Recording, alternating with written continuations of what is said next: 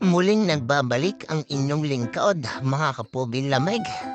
Hapon na, merienda time. So, alis muna kami dito at kami naimbitihan na naman para magmerienda.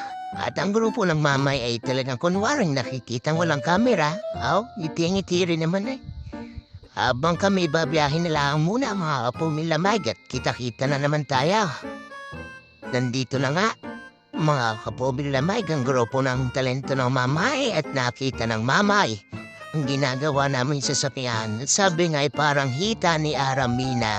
Makinis-kinis. Marami-rami aray. Talagang kami nagpapasalamat kung sino man po ang nagpamerinda ay ang amo ho namin. At rin nga ang akain habang ang boss Janong naman ay bubulos na. Si Boss Edgar naman, okay daw. Di nakita kong pasandok na naman ang mga ita. Si Boss Bilog, si Boss Noli, si Boss Edgar. At ang inyong lingkod ay magmamagic muna. Gayan ho maglagay ng kalamansa. Isa pa. Halong-halo yan. Gayan yan ang mga tiknek. May nakita ko din sa gilid.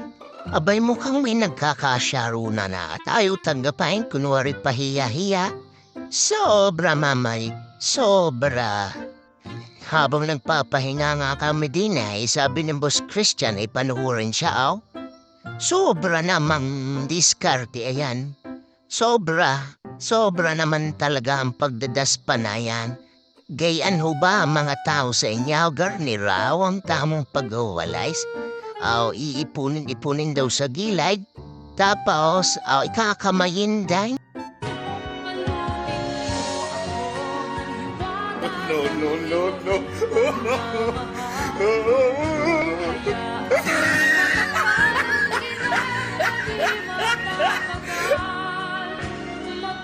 Siya mga kapobing lamag. Habang nagkakabalikan na din huwag niyong kalimutan mag-share, mag-follow at mag-like. Sa uulitan hanggang sa mula. Bye-bye!